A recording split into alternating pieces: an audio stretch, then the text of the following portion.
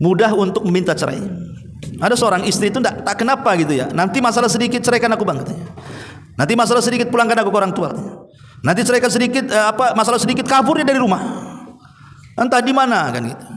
Jadi Nabi SAW dalam hal ini bersabda, ayyuma imra'atin sa'alat zawjaha talaqa min ghairi ba'sin faharamun 'alaiha raihatal jannah. Wanita mana saja yang meminta cerai tanpa sebab dari suaminya, maka sorga haram padanya. Malah diharamkan sorga, diharamkan baunya sorga lagi. Kalau baunya sorga diharamkan, cuma masuk. Padahal baunya sorga itu tercium dari jarak sekian dan sekian. Dalam riwayat itu 40 tahun perjalanan tuh. Jadi ada wanita-wanita itu yang mudah sedikit-sedikit minta diceraikan. Ya memang ada waktu-waktu meminta cerai itu sunnah hukumnya.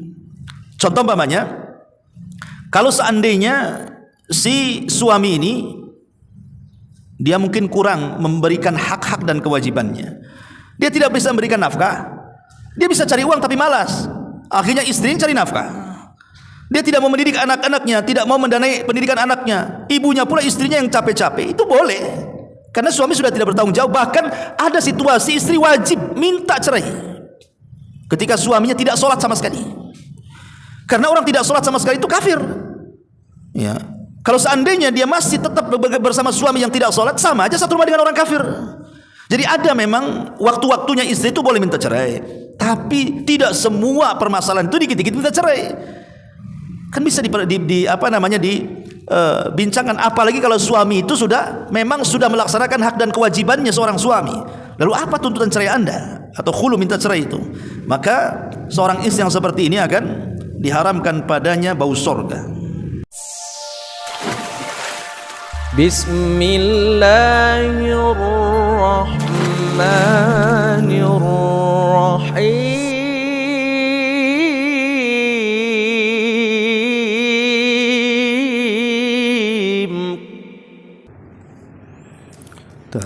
Bismillahirrahmanirrahim. Assalamualaikum warahmatullahi wabarakatuh. Alhamdulillah wassalatu wassalamu ala Rasulillah wa ala alihi wa sahbihi wa mawalah wa la hawla wa la quwata illa billahi wa ba'du. Alhamdulillah, segala puja dan puji hanya milik Allah subhanahu wa ta'ala. Salawat dan juga salam kita hadiahkan kepada Rasul kita Nabi besar Muhammad sallallahu alaihi wa ala alihi wasallam. Hadirin dan hadirat rahimakumullah, alhamdulillah di malam ini kembali kita bisa duduk di Masjid Al-Fajri Jodoh Batam. Dan tema di malam hari ini adalah tema ulasan. Karena kemarin ada yang WA ke saya, tolong Ustadz sampaikan kembali tentang masalah tema keluarga. Nggak tahu siapa yang WA, katanya Jemaah Al-Fajri gitu. Iya, tentang perkara-perkara yang diharamkan seorang istri dilakukan kepada suaminya. Ma'asyiral muslimin wal muslimat rahimani wa rahimakumullah. Tentu sebuah hal yang dicita-citakan dalam keluarga ataupun rumah tangga adalah mendapatkan sakinah, mawaddah dan juga rahmat. Itulah yang diperintahkan di dalam Al-Quranul Karim. Tetapi meraungi rumah tangga kan tidak semudah membalik telapak tangan. Terutama yang baru-baru biasanya. Kalau yang sudah lama mungkin sudah makan asam garam mungkin ya, sudah bisalah menyelesaikan konflik di dalam. Tapi yang baru-baru ini terkadang tidak bisa. Boleh jadi mungkin rumah tangganya singkat, hanya beberapa hari, bulan, atau mungkin tahun sudah berpisah.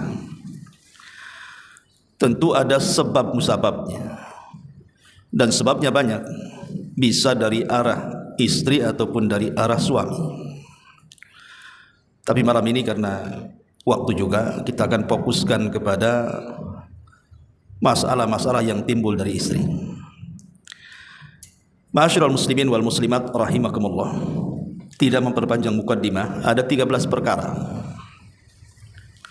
yang harus dipahami khususnya bagi seorang istri. Jangan melakukan 13 perkara ini. Karena 13 perkara ini kalau sampai dilakukan, percaya pasti keluarganya amburadul.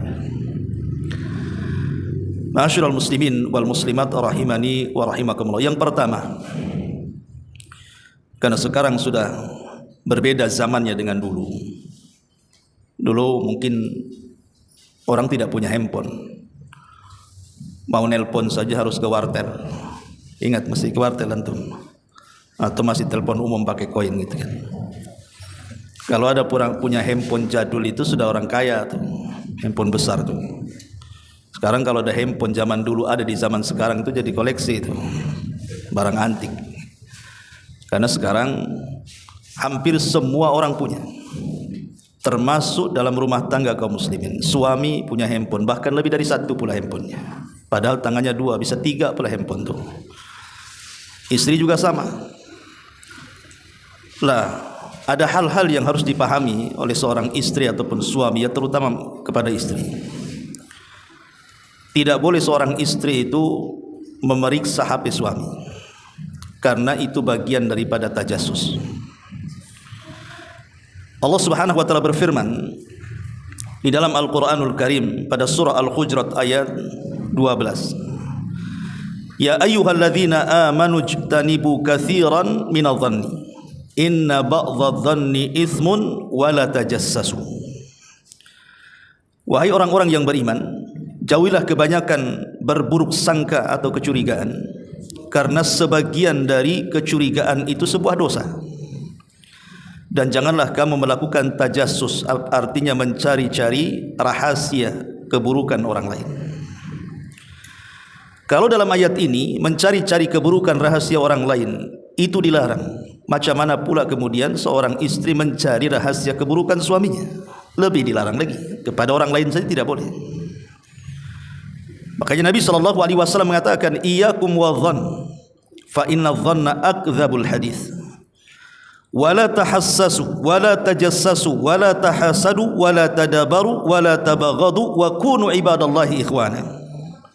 Jauhilah prasangka, kata Rasul, karena prasangka itu adalah sedusta-dustanya berita. Dan janganlah kamu tahassus, kemudian tajassus. Tadi sudah saya katakan, tajassus mencari-cari rahasia keburukan orang, ataupun saling hasad, saling membelakangi, saling benci. Tapi jadilah kalian bersaudara. Kalau kepada orang lain saja kita disuruh untuk akrab dan bersaudara, menjauh sifat-sifat ini, macam mana dalam keluarga? Tentu istri harus lebih menjadikan suami bukan hanya saudara, tapi dia adalah istrinya, dia adalah suaminya. Terkadang begini, ikhwatu fiddin, muliakan Allah Azza wa Jalla.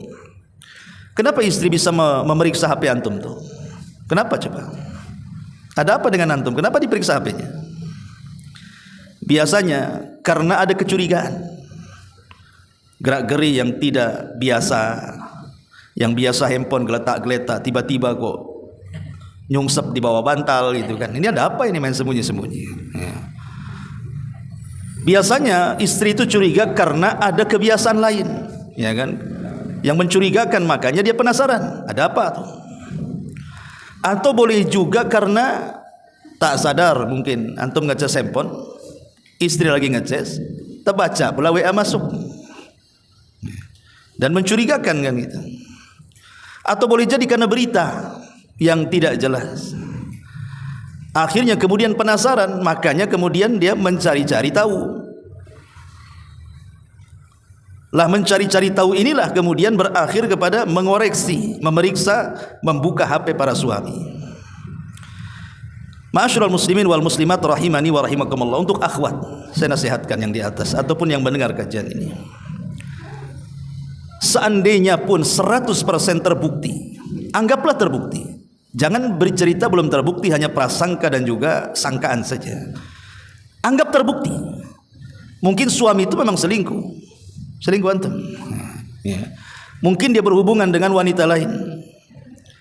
Akhirnya karena terbukti 100% kan gitu. Kemudian dia ingin mencari bukti, akhirnya menggeledah HP. Ini saja dilarang, tidak boleh. Kalaupun seandainya terbukti, apalagi baru sangkaan. Karena kalau seandainya dilakukan, apa bedanya seorang istri dengan suami? Sama-sama melakukan dosa. Si suami dosa selingkuh, si istri pula dosa tajasus. Jadi nggak ada bedanya jadinya kan, sama-sama terjerumus kepada dosa. Dosa suami sudah jelas-jelas tuh ketahuan sama istrinya selingkuh. Dosa si istri pula tajasus, sama-sama dosa besar. Tajasus dosa besar, selingkuh juga dosa besar kan begitu. Apa bedanya? Sehingga kalau seperti ini tidak beda antara istri dengan suami. Mana orang baik, mana orang jahat itu sudah tidak bisa dibedakan. Sama-sama jahat dua-duanya. Cuman beda dosanya saja. Lalu kalau ada pertanyaan, kalau gitu enak sekali Ustaz katanya. Suami membelakangi saya harus sabar dalam rumah dan menerima apa adanya. Ya memang itu kewajiban seorang istri. Pertama, cukup dengan menasihati saja. Kalau memang terbukti, apalagi tidak terbukti, cukup nasihati saja. Nasihati suami dengan baik. Kalau tidak mempan dengan nasihat, berdoa kepada Allah Subhanahu wa taala, minta di waktu-waktu yang mustajab. Sekalipun andai kata ketahuan SMS-nya, WA-nya, anggaplah ketahuan buktinya. Pertanyaannya, apa menyelesaikan masalah? Tidak. Tidak akan menyelesaikan masalah. Si istri makin sakit hati karena terbukti dengan WA-nya. Si suami saja kalau memang dia tidak sadar makin marah dia. Boleh jadi mungkin malah terjadi pertengkaran, berakhir dengan perceraian. Jadi itu bukan solusi. Atau mungkin ada sebagian suami dia tobat sesaat karena ketahuan tobat dia. Lama-lama balik lagi kan begitu. Lah yang membolak-balikan hati itu bukan istri. Makanya pentingnya berdoa kepada Allah Azza wa Jalla, wahai para istri, supaya hati suami itu dibolak-balikan oleh Allah. Kalau Allah yang membolak-balikan hati, tidak usah lagi meriksa handphone. Ketakutan sendiri suami itu. Kalau Allah yang membolak-balikannya, maka ambil waktu-waktu yang mustajab, di sepertiga malam, di waktu-waktu hujan, di antara adzan dan qomat, dan waktu-waktu yang mustajab lainnya. Di hari Jumat setelah asar sampai maghrib itu kan waktu mustajab tuh. Minta kepada Allah, ya Allah perbaiki suami saya, berikan hidayah suami saya, dan begitu seterusnya. Cukup nasihati, kemudian doakan dan bersabar. Karena biasanya sabar itu membawa kemenangan. Sabar. Tapi kalau seandainya pun tidak sabar, maka bukan berarti kemudian tajasus. Kalau memang terbukti, tidak perlu tajasus. Anda sudah boleh meminta cerai kepada seorang suami, sudah terpenuhi syaratnya. Kalau memang tidak sabar, boleh meminta cerai kan itu. Ma'asyiral muslimin wal muslimat rahimani wa rahimakumullah. Karena tajassus itu saya katakan tadi dosa besar. Kemudian tidak ada kebaikan dalam tajassus itu. Kemudian juga menimbulkan kemurkaan suami. Kemudian menimbulkan keributan dalam rumah tangga. Berakhir banyak para wanita itu akhirnya menyesal. Ya ada juga yang merasa puas akhirnya ditinggalkan suaminya, tapi banyak istri yang menyesal.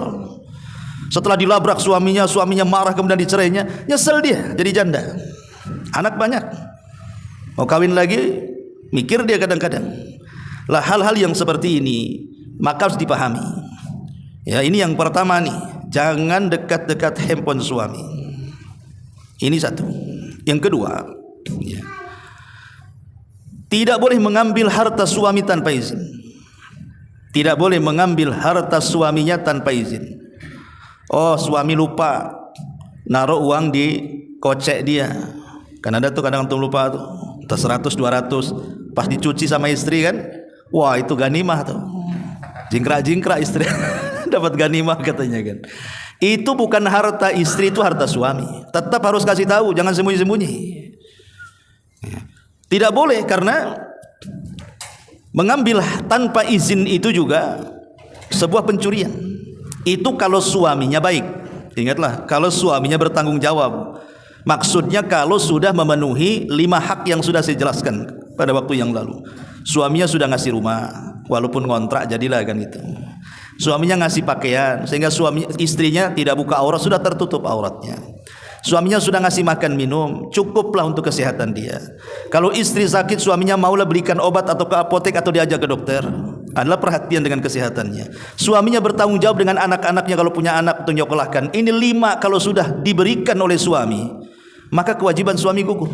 Enggak boleh istri mengambil hak lebih daripada yang diberikan suaminya. Kecuali kalau suaminya bakhil kikir, itu lain lagi. Kalau suami bakhil kikir, maka syariat Islam membolehkan istri mengambil tanpa izin. Nyuri-nyuri di dompet antum itu tidak apa-apa kalau antum bakhil. Karena dahulu di zaman Nabi SAW ada seorang sahabat namanya Abi Sufyan radhiyallahu an. Dulunya musuh Nabi tapi belakangan dapat hidayah. Itu punya istri namanya Hindun. Abi Sufyan itu masya Allah kaya tapi medit kikir, naudzubillah. Sehingga Hindun ini harus mencari pekerjaan untuk menghidupi anak-anaknya. Padahal suaminya sanggup ngasih makan, tapi istri yang cari kerja. Jadi lama-lama jenuhlah Hindun ini. Akhirnya dia selalu mengambil sebagian harta daripada Abi Sufyan tanpa sepengetahuannya. Tapi dia enggak enak, dia datang kepada Rasul bertanya dengan mengatakan, "Ya Rasulullah, boleh enggak saya mengambil harta dari suami saya tanpa izin karena dia suami yang pelit?" Maka Nabi SAW mengatakan, "Khudhi min malihi bil ma'ruf ma yakfiki wa yakfi baniki." Ambillah dari harta suamimu yang mencukupi dirimu dan anak-anakmu dengan cara yang baik. Al-Hafidz Ibnu Hajar Al-Asqalani rahimahullah ta'ala mengatakan bahwa makna mengambil dengan cara baik itu maksudnya adalah ambil sesuai dengan hajat dan kebutuhannya dan tidak boleh lebih. Kalau seandainya mungkin hajat dan kebutuhan, ya mungkin 1 bulan itu cukup dengan 1 juta, ya sudah jangan lebih. Cukup dengan 1 juta, kenapa harus ngambil 10 juta? Nah itu maksudnya boleh. Tapi kalau seandainya kemudian suaminya sudah baik, maka tidak boleh istri mengambil uang suami itu kecuali dengan izinnya. Walaupun nemu tadi istilahnya ya, nemu di celana gitu kan. Karena tapi kalau istri baik pasti dia kasih tahu kan. Kasih tahu tapi sudah dibelanjakan uangnya. Kan dibelanjakan kasih tahu kan gitu. Nah, ini yang parah ini. Kan gitu. Ya. Jadi balikin suami. Atau kalau ini minta, kalau dikasih ya ambil, tak dikasih ya jangan, karena hak dia sudah terpenuhi. Nah ini sebab kalau mengambil tanpa izin suami ini bisa, ya kalau sekali 2 kali, 3 kali, 4 kali ketahuan, lama-lama marah juga suami. Seolah-olah dia tidak bertanggung jawab, hilang marwahnya kan itu. Saya lo sudah kasih nafkah kok masih ngambil juga. Ya. Ma'asyiral muslimin wal muslimat rahimani wa rahimakumullah. Ini yang kedua. Kemudian yang ketiga, ada sebagian istri itu dia kalau bicara dengan suami, kalau ada masalah itu suka ngangkat suara. Bukan hanya ngangkat suara, terkadang ada sebagian istri itu tidak menghormati suami. Bahkan ada yang merendahkan suaminya. Bahkan seolah-olah suami tidak ada harganya. Ini terutama istri-istri yang mereka bisa menafkahi diri mereka sendiri. Mungkin dia punya pekerjaan, gajinya lebih besar. Suaminya pula kadang kerja, kadang tidak. Kadang nganggur, kadang kerja. Hasilnya pula kerja tak banyak. Ada istri-istri itu yang meremehkan suaminya. Nauzubillah, tidak menghormati suaminya. Tapi kalau dia sama bosnya dia bisa hormat, sama keluarganya dia bisa hormat, sama tetangganya dia bisa hormat. Tapi sama suaminya nggak ada hormat. Lah ini istri-istri yang seperti ini membahayakan, karena suami itu kan punya marwah. 1 hari kalau terus direndahkan, pasti dia juga tidak akan terima. Makanya kenapa Nabi SAW dengan tegas mengatakan, ayyuma imra'atin matat wa zawjuha anha radin dakhalatil jannah. Wanita mana saja, kata Rasul, kalau dia meninggal dunia dan istrinya, suaminya sangat redha karena kebaikan istrinya di waktu masih hidup sama dia, mungkin waktu hidup istrinya baik sekali sama suaminya, ketika meninggal suaminya redha, maka Nabi SAW menjanjikan wanita itu dipastikan masuk surga. Lihat bagaimana keredhaan suami menjamin seorang istri masuk surga. Tapi kalau seorang istri meninggal, suami kok senang, alhamdulillah katanya, masa hidup saya itu aduh direndahkan sama dia, tidak dihormati, kalau ngomong terpeki-peki kayak di pasar dan begitu seterusnya, mati pula katanya. Ini harapan saya katanya. Ini suami nih, ini kalau kayak gini bahaya nih. Ya. Makanya kenapa dalam hadis Muadz bin Jabal radhiyallahu an, Nabi SAW bersabda, la tu'dhi imra'atun zawjaha fid dunya. illa qalat zaujatuhu minal huril in la tu'dhihi qatalakillahu fa innama huwa indaka dakhilun yushiku an yufariqaki ilaina. Kata Nabi SAW dari hadis Mu'adz bin Jabal yang disahihkan oleh Syekh Albani rahimahullahu taala, tidaklah seorang istri berani menyakiti suaminya dengan kata-katanya, dengan tidak menghargai, tidak menghormatinya, melainkan istrinya kelak, maksudnya istri keduanya kelak di sorga, bidadari, ya, akan marah. Dan bidadari akan mengatakan, janganlah engkau menyakitinya, semoga Allah membunuhmu. Dia sang suami hanya tamu di sisimu, hampir saja ia akan meninggalkan kamu untuk menuju kami para bidadari. Lihat, bidadari di sorga marah kepada para istri yang menyakiti suaminya. Kalau seandainya ada wanita cantik, antum ketika direndahkan, dihina, tiba-tiba datang pula wanita cantik ini, udah cantik, kaya, terhormat, ngomong sama istrinya, kok jangan macam-macam dengan suamimu tuh. Ya. Dia itu hanya sebentar, tar lagi balik ke saya. Kira-kira perasaan istri gimana tuh? Ini baru di dunia. Padahal kecantikan bidadari itu tidak ada tandingannya dengan wanita dunia. Pasti akan sakit istri itu. Makanya jangan pernah menyakiti suami, nanti engkau akan sakit. Kama tadinu tudan. Bahkan yang lebih parah lagi, ada hukuman. Nabi SAW mengatakan, ithnani la tujawizu salatuhuma ru'usahuma. Ada dua kelompok solatnya tidak mungkin melampaui kepalanya. Maknanya solatnya tidak berpahala, tidak diterima. Ya mungkin sah solatnya, tapi nggak dapat apa-apa karena tidak melampaui kepalanya, kata Rasul. Lah salah satunya Rasul mengatakan, wamra'atun asab zaujaha hatta tarji'a. Seorang wanita yang durhaka kepada suaminya sampai dia mau bertobat dan rujuk dan minta maaf kepada suaminya. Lihat bagaimana ancaman berat ini kan. Ibadahnya ditolak oleh Allah Subhanahu wa taala. Ini yang ketiga. Yang keempat, bahwa kita tahu bahwa saya, antum yang laki-laki lah, ketika menikah dengan seorang wanita itu tujuan utamanya itu kan untuk supaya kita tertundukkan pandangan dan syahwat kita. Ada pandangan yang dihalalkan dan syahwat yang disalurkan yang berpahala. Itu tujuan laki-laki menikah dengan seorang istri itu umumnya adalah untuk melampiaskan syahwatnya. Karena laki-laki itu kesenangannya cuma satu di dunia ini, perempuan. Tapi kalau istri menikahi suami, itu belum tentu masalah seks, masalah syahwat. Belum tentu, terkadang masalah-masalah dunia lainnya. Boleh jadi mungkin karena suaminya kaya, akhirnya dia bisa hidup dengan senang dengan suaminya, bisa bersenang-senang dengan pakaiannya, bisa bersenang-senang dengan tasnya, dengan perhiasannya, dengan barang-barang yang lainnya. Jadi kesenangan istri itu terbagi banyak. Tapi kalau kesenangan suami fokus satu, dia perempuan saja. Tapi kalau kesenangan istri banyak. Makanya lihat antum koleksi barang-barang istri di rumah itu. Itu kalau pakaian saja antum setengah lemari, dia 3 lemari itu. Ya kan? Antum satu sandal itu pun sudah ngangak lemnya tuh, gak diganti-ganti. Istri bisa 3 sandal, 4 sandal. Lain lagi itu sandal kondangan ini, sandal ke pengajian itu kan gitu. Tas juga sama.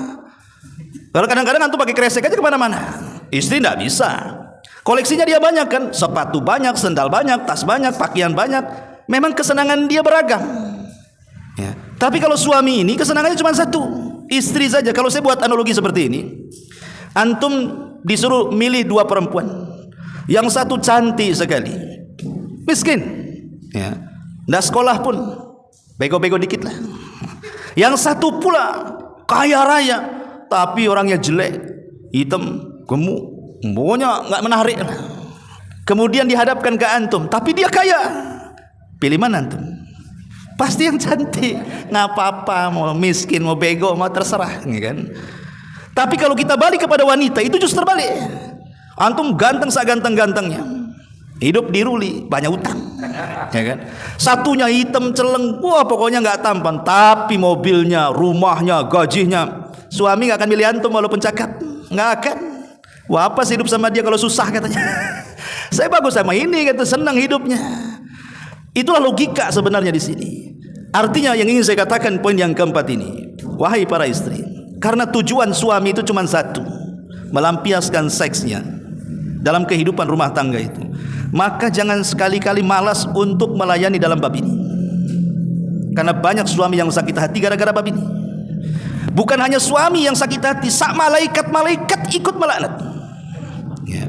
Nabi SAW sampai mengatakan dalam sebuah hadis, ya, idza da'a ar-rajulu imra'atahu ila firashihi fa'abat fabata ghadban la'anathal malaikatu hatta tusbiha. Apabila seorang laki-laki mengajak berhubungan kepada istrinya, hubungan suami istri, tiba-tiba istri menolak dengan banyak alasan, capek lah kan gitu, nggak mood lah, macam-macam alasannya, sibuk, pokoknya macam-macam alasannya, sampai suaminya dongkol, marah gitu kan.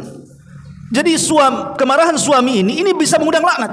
Kata Nabi SAW, maka malaikat akan diutus oleh Allah malam itu terus melaknat sampai subuh, seandainya Allah takdirkan dia mati.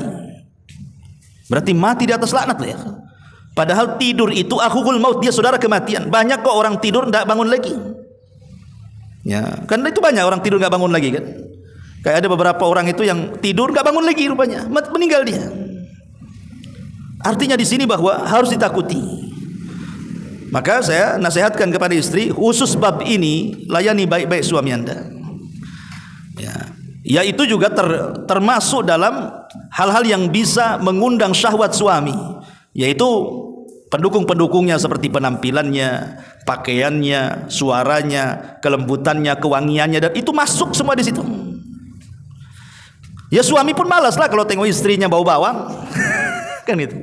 Pakaiannya itu nggak diganti dari pagi siang sore pakai itu saja, nggak ada hasrat lagi. Jadi buatlah suami itu, justru itulah yang menjadikan kenapa suami itu dia berhak membayar mahar karena untuk menghalalkan menggauli seorang istri. Kalau istri kemudian menolak, tidak mau digauli, maka suami berhak menghentikan nafkahnya. Boleh dia menghentikan nafkahnya. Kalau dia menolak, hentikan nafkahnya. Ya, karena dia sudah nusuz, masuk dalam bab nusuz itu. Ma'asyiral muslimin wal muslimat rahimani wa rahimakumullah. Ini yang keempat. Yang kelima, keluar tanpa izin suami. Ada 4 perkara dalam rumah tangga seorang istri harus minta izin kalau tidak berdosa. Dalam keluarga itu ada 4 perkara seorang istri wajib izin sama suami.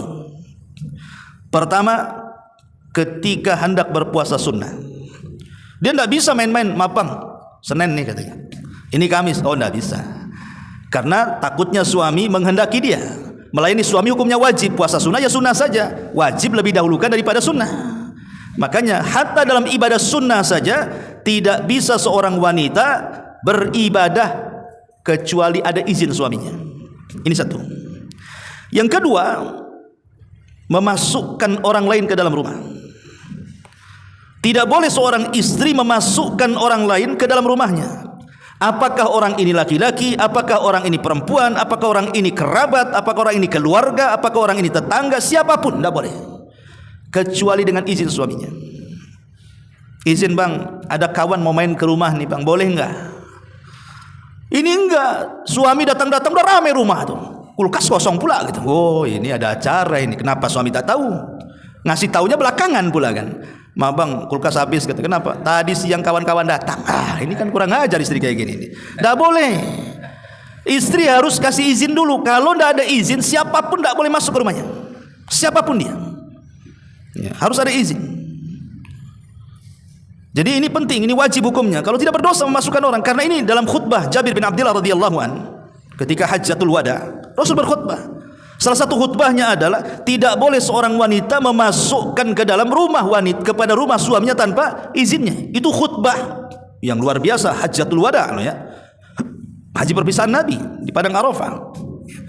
Yang ketiga memakai uang suami. Wajib izin. Memakai uang suami. Ya tadi contohnya nemu uang di celana suami. Suami biasanya kalau 2.000 3.000 biasanya lupa tuh. Nggak apa-apa sih gitu. Tapi kalau sudah 500, kepikiran kalau kepake tuh. Banyak loh. 500 kepikiran kan. Aduh kan itu. Jadi tetap memakai harta suami tetap harus izin kalau suami sudah bagus. Ya, kecuali kalau bakhil tadi ya. Nah, kemudian yang terakhir ini, tidak boleh istri ini keluar rumah, entah ke tetangga yang sebelahnya sekalipun, apalagi ke teman-temannya yang jauh, kecuali harus minta izin. Jangan kebiasaan istri-istri sudah di rumah temannya WA, saya di rumah teman katanya, lah ini gimana ya. Jadi jangan membuat konflik dalam keluarga. Ini 4 perkara tidak boleh tidak, harus minta izin. Saya ulang, ketika beribadah sunnah minta izin. Yang kedua, memasukkan orang ke rumah minta izin. Yang ketiga, memakai uang suami minta izin. Dan yang keempat, keluar rumah harus minta izin. Ma'asyiral muslimat yang dimuliakan Allah Azza wa Jalla. Kenapa demikian? Ini perintah Al-Quran. Dalam surah Al-Ahzab ayat 33, Allah mengatakan, waqarna fi buyutikun, hendaklah kamu para istri tetap di rumah-rumah kalian, wala tabarrujna tabarrujal jahiliyatil ula, dan janganlah kalian bertingkah seperti tingkahnya orang-orang jahiliyah. Ini yang kelima. Yang keenam, ada sebagian istri ketika suami bekerja di luar. Ini khususnya bagi suami-suami yang mungkin kerja kapal, yang kadang-kadang sebulan, 2 bulan, bahkan setahun 2 tahun baru pulang kan. Atau mungkin di luar kota, atau boleh jadi mungkin masih satu kota, ya, pergi pagi pulang malam gitu ya. Ada sebagian istri itu, dia hilang rasa malunya, seolah-olah dia tidak punya suami, sehingga ketika tidak ada suami itu seolah-olah dia merdeka, dia tidak ada ikatan yang namanya mitsaqan ghalidha. Sebagaimana Allah mengatakan dalam surah An-Nisa 21 bahwa suami istri itu terikat dengan mitsaq al-ghalid. Mitsaq al-ghalid itu artinya ikatan yang sangat kuat. Dia lebih kuat daripada ikatan-ikatan perjanjian yang lainnya. Ada seorang istri seolah-olah tidak punya ikatan dengan suami, sehingga suami berbulan-bulan tak datang, dia biasa ngobrol dengan laki-laki yang bukan mahramnya, kadang-kadang berjam-jam bercanda dan begitu seterusnya.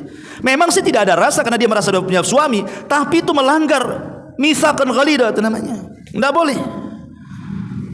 Kadang-kadang kemudian beramah tamah dengan laki-laki yang bukan mahramnya, atau menghambur-hamburkan harta suami ketika suami tidak ada, atau tidak mendidik baik-baik keluarganya, dan begitu seterusnya. Lah ini harus dijaga. Makanya kenapa di antara alamat-alamat istri solehah yang Allah katakan dalam Al-Quran itu, fassalihatu qanitatu hafizatu lil ghaibi.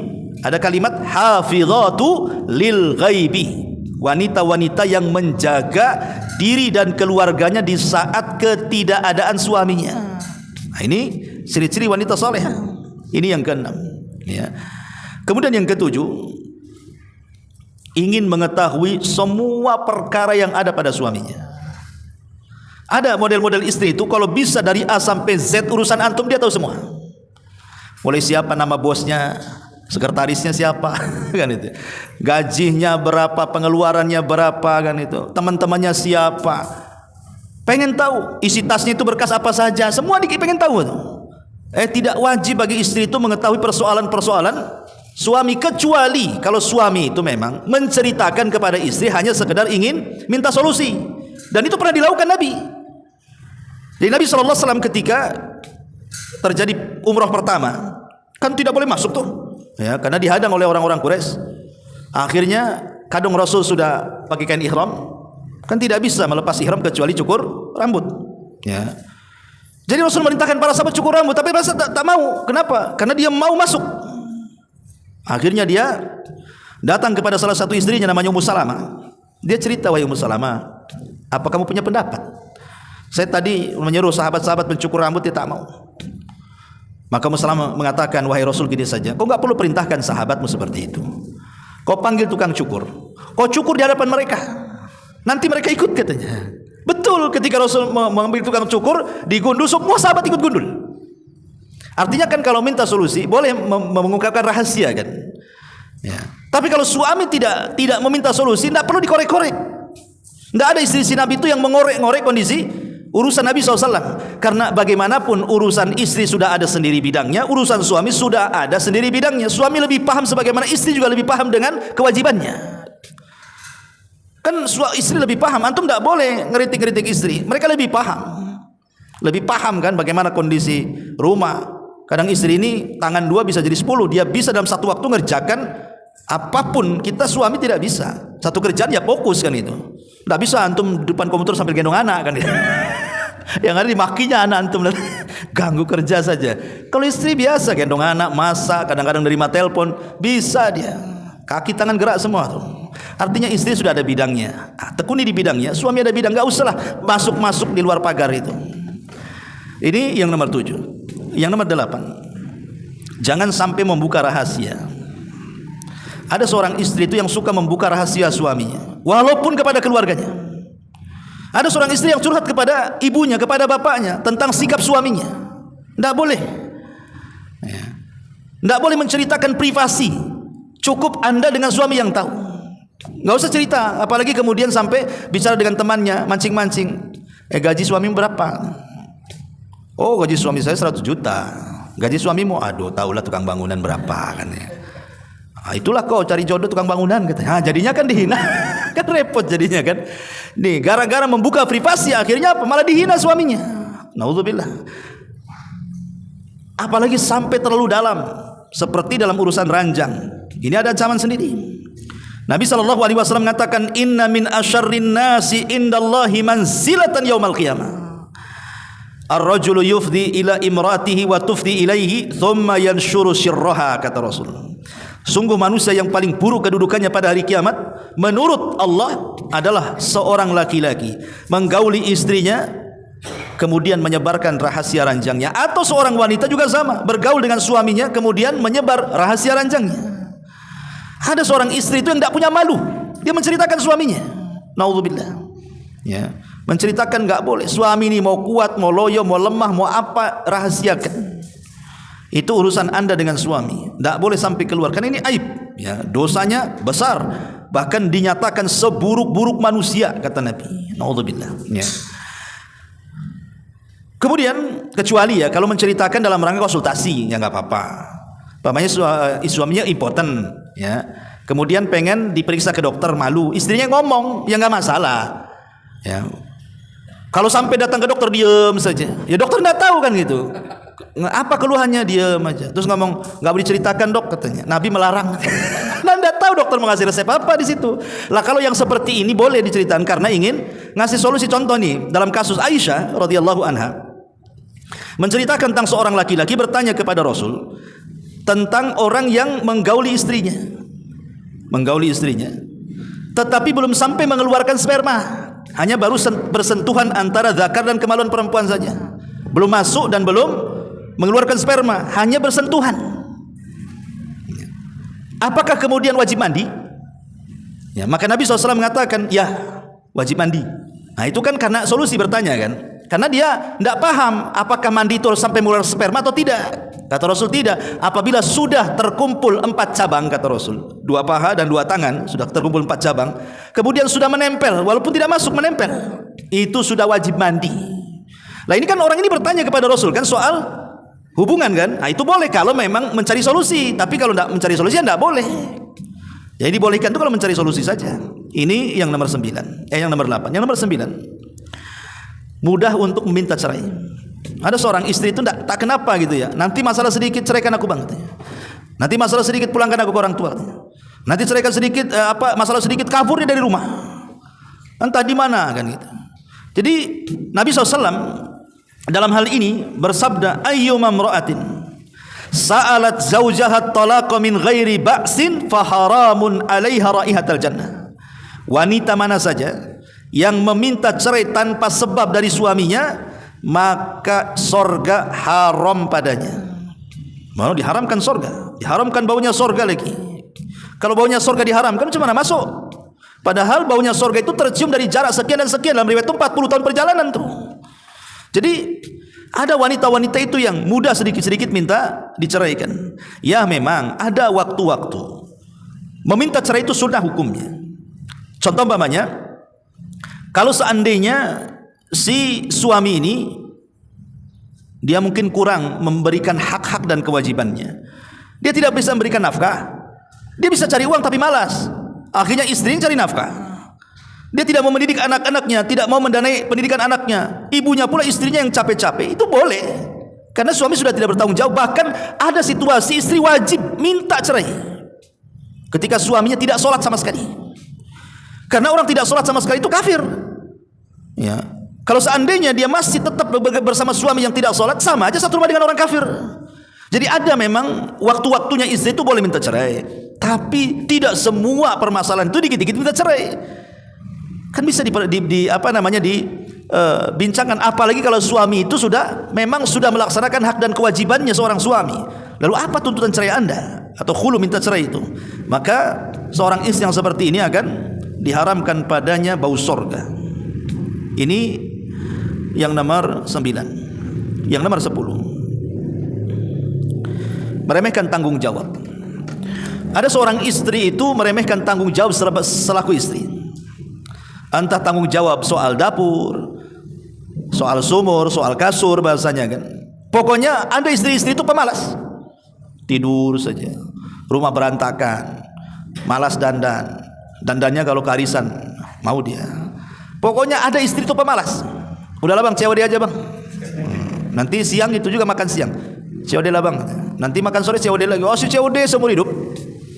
Ya, dapat kartu COD itu. Kalau CEO ya boleh lah, dia banyak duitnya. Kan ini suaminya bukan CEO, ini suaminya supir ojek. La ilaha illallah kan. Si COD apa bankrupt dia. Jadi hal-hal yang seperti ini ini kan ada seorang istri itu pemalas. Atau mungkin pemalasnya ini karena ada hal, contoh mamanya dia bekerja di luar, sehingga hak dan tanggung jawabnya seorang istri itu kadang-kadang kurang. Lah Islam itu sebenarnya tidak melarang wanita kerja di luar, asal memenuhi syarat. Syekh Shalih Fauzan menyebutkan 3 syarat. Ya, tapi ulama yang lain menambah. Pertama, boleh seorang wanita bekerja di luar kalau memang pekerjaan yang dibutuhkan itu betul-betul pekerjaan yang memang layak untuk seorang wanita. Masyarakat membutuhkan.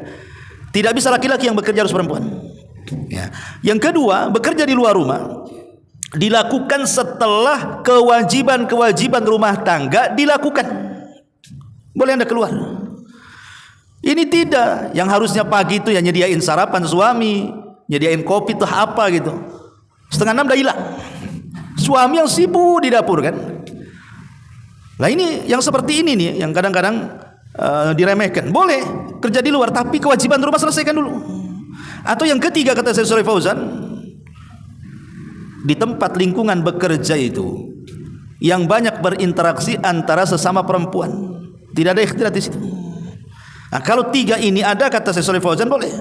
Atau sebagian ulama menambahkan harus ada izin suami. Izin suami. Kalau suami, ngapain kamu kerja?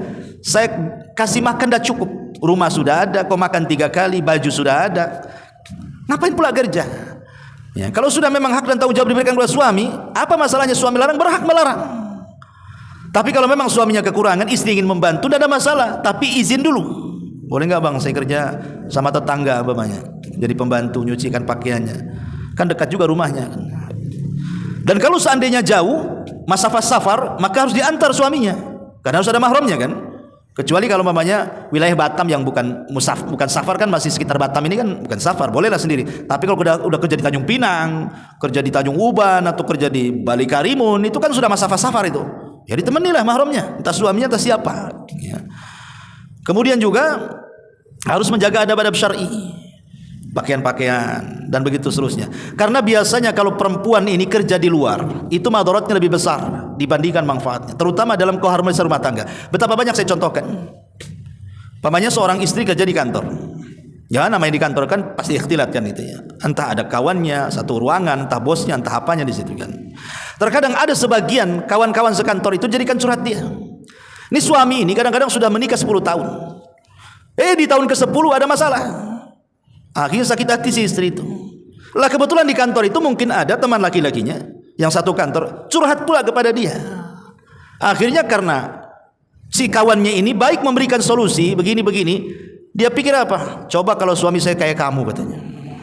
Tentu hidup saya senang. Padahal baru curhat 1 kali, suaminya sudah 10 tahun sama dia. Kok bisa dia mengatakan seperti itu coba? Coba suamiku kayak kamu katanya. Kurang ajar kan. Suami udah 10 tahun, anak udah banyak kan gitu. Dia bisa muji orang laki-laki hanya ngasih solusi saja. Akalnya di mana wanita kayak gini nih? Nah inilah yang terjadi. Kenapa terjadi perselingkuhan, terjadi percekcokan, perceraian? Ya karena akibat kerja di luar rumah, karena tidak mengikuti batasan-batasan syar'i tadi. Nah, seperti ini jadinya. Ya. Ma'asyiral muslimin wal muslimat rahimani wa rahimakumullah. Kemudian yang nomor 10, nomor 11. Ya. Tidak bersyukur kepada suaminya. Tidak bersyukur kepada suaminya. Nabi SAW mengatakan la yangdurullahu ila imra'atin la tashkuru li zawjiha wa hiya la tastaghni anhu. Kata Nabi SAW dalam hadis yang dikeluarkan Imam Nasai, Allah tidak akan memandang seorang istri yang tidak berterima kasih, bersyukur kepada kebaikan suaminya, padahal ia selalu butuh kepada suaminya. Dia butuh sama suaminya, ya butuh uangnya, butuh perlindungannya, butuh macam-macamnya, tapi dia tidak mau berterima kasih, tidak mau bersyukur kepada suaminya, tidak mau mengatakan jazakumullah, syukran atau apa gitu. Ini istri sombong seperti ini. Karena memang salah satu tabiat yang tidak bisa lepas pada seorang wanita, semua wanita ya, istri antum, istri ana, istri siapa sajalah, ada satu kekurangan itu melekat pada semua wanita, tidak bisa dihilangkan, nggak bisa dihilangkan. Satu kekurangan ini nggak bisa dihilangkan. Dan kekurangan yang ada pada wanita yang nggak bisa dihilangkan pada semua wanita ini, kalau dia tidak pandai memanage, itulah kenapa Rasul mengatakan kebanyakan perempuan di neraka gara-gara satu kekurangan ini. Apa itu? Kufur kepada kebaikan suami. Kata Nabi SAW, ittala'tun nar, diperlihatkan kepadaku neraka, kata Rasul. Fa idza ra'aitu aktsarahan nisa, kebanyakan penduduknya neraka. Kebanyakan penduduk neraka adalah wanita. Sahabat bertanya Rasul, apakah orang-orang yang masuk neraka dari kalangan wanita itu tidak sholat? Sholat mereka. Apa tidak puasa? Puasa mereka. Apa tidak ibadah? Ibadah. Boleh jadi di antara mereka ahli sholat malam, ahli puasa sunnah, ahli Quran, ahli zikir. Tapi kenapa mereka bisa masuk neraka? Maka Rasul mengatakan, walakinnahunna yakfurnal ashir. Kesalahannya satu, karena dia suka kufur dengan suaminya. Di situ yang disebut oleh para ulama dengan kusurul fitri namanya. Kusurul fitri itu pendeknya fitrah. Mudah emosi, kalau senang-senang sekali, kalau benci-benci sekali. Itulah perempuan. Karena perempuan itu ikut perasaan, bukan ikut akalnya. Akalnya belakangan, perasaannya dulu yang maju. Makanya setelah perasaannya maju, baru berpikir akalnya, nyesal belakangannya. Kalau laki-laki kan pakai akal dulu. Akal dulu, baru perasaan. Makanya kenapa hak talak itu dipegang laki-laki, bukan oleh perempuan. Kalau hak talak dipegang perempuan, pengadilan agama itu setiap hari berjubel tuh, minta cerai itu. Tapi kan hak talak dipegang antum kan. Makanya antum ketika menceraikan istri, walaupun emosi apapun, pasti berpikir, akhirnya tak jadi ya. Udah malam tuh saya ceraikan, besoknya tak jadi. Mikir nengok anak-anak, nengok ini, nengok itu, macam-macam yang ditengok kan. Kalau istri nggak gitu. Kalau malam ini pengadilan buka, sekarang juga ke pengadilan katanya. Si baik malam tak buka katanya. Nah, itulah diantaranya salah satunya adalah kusurul fitri. Kusurul fitri itu artinya pendek cara berpikirnya, membesarkan perasaannya sehingga mudah kufur. Rasul mencontohkan dalam hadis itu, macam mana bentuk kufurnya wahai Rasul? Apabila engkau wahai para suami telah berbuat baik sepanjang hayat, sepanjang masa, satu hari tergelincir, maka yang satu tergelincir itu akan jadi bahan celaan istrimu dan mengatakan engkau tidak pernah berbuat baik kepadaku, katanya. Atau bahasanya engkau tidak punya perasaan. Padahal perasaannya dah lama tuh. Dibilang nggak punya perasaan, aku nggak sayang. Anak sudah banyak bilang tak sayang. Rumah sudah dibeli tak sayang pula. Gara-gara kasus SMS, kasus WA, kasus kata orang, curiga, marah. Dia bilang, aduh kurang ajar suami saya, katanya. Makanya kenapa Rasul itu membuat satu kaidah dalam hadis itu, la yafruku mu'minun mu'minatan.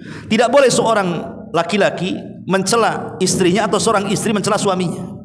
La yafruku mu'minun mu'minatan. In kariha khuluqan radiya khuluqan akhar, kata Rasul. Kalau memang kau benci dengan satu akhlaknya, lihat akhlak yang lainnya. Makanya kalau orang itu mengamalkan hadis ini, tidak mudah orang itu cekcok. Pamannya orang mau marah nih, tapi pikir dulu, ditimbang dulu, kebaikan dia lebih banyak atau keburukannya. Oh kebaikannya, tak jadi ya. Sama tetangga gitu juga. Tetangga ini buat masalah nih, udah emosi mau belabrak saja. Mikir dulu, tetangga saya ini sudah 10 tahun, dia banyak berbuat baik sama keluarga saya. Masa saya gara-gara masalah ini saya harus marah? Nah, orang kalau menimbang keburukan dan kebaikan itu, tidak jadi itu. Ini kalau kaidah ini dikerjakan dalam rumah tangga, tidak ada rumah tangga cekcok itu. Kenapa? Karena kan masing-masing ada sisi baik, ada sisi jahat kan. Tinggal kita timbang saja. Oh istri saya ini lebih banyak baiknya dibandingkan jahatnya. Kenapa saya harus begini? Istri juga sama suami begitu juga kan gitu. Tapi itulah kadang-kadang sisi jelek itu kusul fitrah tadi. Istri ini mudah mengingkari. Walaupun kita berbuat baik lama, sekali berbuat sekali kesalahan, pasti dia akan mengingkari kebaikan yang lama tuh. Itulah kejelekannya di situ. Dan semua istri ada sifat ini. Makanya antum harus sabar di sifat ini. Ya, kalau istri sudah ngomel kan gitu ya kan, pergi saja antum. Enggak usah dilayan. Pergi. Ya. Itu biasa ngomel-ngomel. Kalau dia WA enggak usah dibalas, langsung hapus biasanya. Ya, kalau WA antum dijadikan barang bukti enggak selesai masalahnya. Nih WA dari 2020, sekarang 2024. antum perempuan itu namanya. Antum jangan nyimpen WA masalah. Jadi kalau bertengkar hapus enggak usah. Yang nyimpen tuh perempuan itu biasanya. Itu bukannya di WA, itu di catatan pribadinya ada. Semua dicatat, makanya dia hafal tahun berapa saja dikeluarin semua tuh. Ya, laki-laki itu sederhana, ya sudah. Enak. Kayak antum belanja ke pasar, mana antum mau nawar-nawar? Nggak ada. Berapa kangkung bang seikat? 2.000, ambil. Pulang. Perempuan berapa? 800 katanya. Ditawar sama dari 2.000 bisa turun terjun itu kan. Kalau enggak saya pindah ke sana katanya. Main ancam tuh kalau perempuan itu karena perasaan dia. Ya. Makanya ini juga yang ke-11 ya. Bersyukurlah dengan suami. Sebab kalau bersyukur ditambah nikmat. Kemudian juga yang nomor 12. Di antara hal yang jangan memasukkan suami kepada masalah istri. Ada seorang istri itu yang suka memasukkan suami dalam masalahnya. Dia yang buat masalah, suami yang ikut-ikut. Umpamanya dia buat masalah dengan tetangga. Sebenarnya yang salah istrinya yang salah. Tapi dia ingin dapat pembelaan dari suaminya. Dilibatkan suaminya, akhirnya apa? Berdusta dia. Ya. Berdusta suami, namanya laki-laki. Mungkin kalau sekali 2 kali dia tidak akan terkompori. Tapi kalau sudah 4, 5 sampai 10 kali lama-lama emosi antum. Bang, saya ini istrimu. Istrimu zalimi tetanggamu, kok kamu diam saja? Kata suaminya, enggak usah lah, jangan ribut, enggak usah. Awalnya bagus suami itu. Besok ngomong gitu lagi. Abang ini enggak laki-laki. Mulai ada panas-panas sedikit tuh. Udahlah enggak usah dilayani. Besoknya tak mau ngomong istrinya. Kenapa dia kok tak ngomong? Abang sih malah membela tetangga bukan bela saya. Wah, mulai itu. Ingat ya, pengaruh istri itu kuat tuh. Iya memang awal 1, 2 kali dia gak terpengaruh. Tapi lama-lama bisa muncak tuh. Lah ada istri itu yang jahat seperti ini. Dia yang buat masalah, suami dilibat-libatkan dalam masalah dia. Yang lebih parah lagi, berdusta sampai bermasalah. Contoh yang ringan pamannya, dia berdusta sama suaminya. Bang, saya kalau ke pasar, itu suami tetangga itu suka liatin aku terus katanya. Padahal tidak pernah melihat dia. Ya kalau itu kan bisa marah suami, kurang ajar dia. Ya. Bisa jadi tengkar, yang tadi tidak bertengkar jadi bertengkar kan. Walaupun dia lemah, kalau sudah begitu kan jadi kuat tuh suami itu. Lah jangan pernah melibatkan masalah Anda ke dalam suami. Selesaikan masalah. Kalaupun minta solusi, bukan melibatkan dalam masalah. Jadi ini ataupun terkadang yang terakhirnya, seorang istri tidak bisa menjaga amanah, terutama amanah lihat, amanah dengar, amanah bicara kan itu. Contoh mamanya suami ini bekerja keluar, tetangga ribut, pak nggak jelas kan itu. Naluri seorang wanita itu biasanya pengen taunya kuat tuh. Ada apa ya kok ribut-ribut? Kalau perlu dilobangi sama bor tuh tembok tuh. Ada apa? Biasanya kan nyari-nyari tahu tuh. Kalau suami mana peduli nyari-nyari. Urusan mereka mau tengkar, mau lempar kursi terserah. Laki-laki ini simple. Karena perempuan nggak gitu. Dia pengen tahu. Cari-cari tahu, tajasus tuh namanya. Ya. Lah seandainya seorang istri ini mendengar pembicaraan tetangga sedang bertengkar, suami nggak ada. Kemudian sore suami pulang kerja, jangan diceritakan. Jangan diceritakan. Cukup engkau yang tahu saja soal mereka. Ini enggak diceritakan, sini bang. Tadi pagi ada perang itu lebih besar daripada perang Ukraina itu. Kan itu. Apa itu tetangga sebelah begini. Akhirnya suami yang tadinya tidak punya dosa berdosa karena begibah akhirnya. Ya, itu tidak pandai menjaga dengar ya kan. Atau mungkin ada temannya ngomong sama istri, entah curhat apa, tolong ya jangan cerita sama siapa-siapa. Saya mau curhat. Ya. Kata istri antum, iyalah, cerita aja, cerita. Pulang ke rumah cerita pula sama suaminya. Gini bang katanya. Itu ada kawan semalam cerita, tapi dia ngomong jangan ceritakan sama siapa-siapa. Antum sebagai suami, stop sampai di situ. Harusnya kan gitu kan? Kan dia bilang jangan cerita sama siapa-siapa kan itu. Ini enggak, malah antum pula. Gimana itu ceritanya? Ini antum 11-12 jadinya kan. Jadi lah ini kadang-kadang istri ini tidak bisa jaga amanah nih. Amanah dengar, amanah lisan, macam-macam, amanah lihat kan gitu ya. Jadi jadilah orang-orang atau istri yang pandai menjaga amanah. Jangan membuat suami itu dah lelah dengan pekerjaannya. Jangan dilelahkan dengan perkara-perkara luar masuk ke kepala dia. Kasihan kan itu. Biar dia tenang, bisa mencari nafkah untuk Anda dan anak-anak, bisa menjaga rumah. Jangan disibukkan dengan perkara luar masuk ke perkara dalam. Itulah makanya menjaga amanah. Wallahu alam, ini diantara nasihat, berarti yang WA sudah terjawab. Itu ya malam ini. Wallahu alam, subhanaka wa bihamdika asyhadu an la ilaha illa anta astaghfiruka wa